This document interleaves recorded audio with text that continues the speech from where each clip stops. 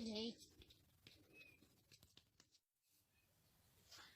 Meu Deus, tenha misericórdia, Senhor. Cuida do meu Pedro. Não deixe nada de ruim acontecer com ele.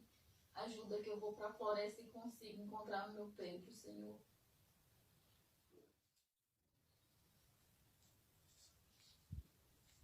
E agora, se eu não encontrar minha mãe?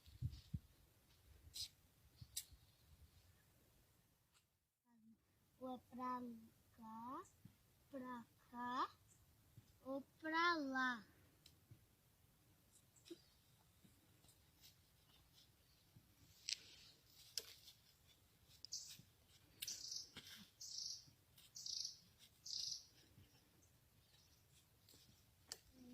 Acho que eu vou voltando mesmo pra cá. Ah, tá bom. Eu...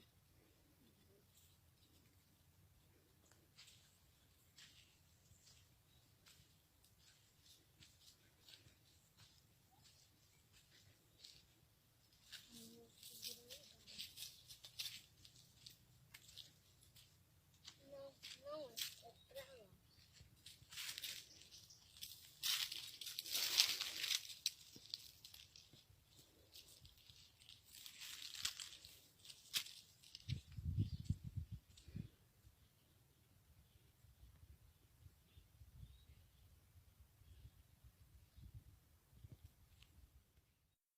Eu vou fazer uma oração aqui, mas não vou achar mesmo. Querido Papai do Céu, me abençoe e abençoe minha mãe.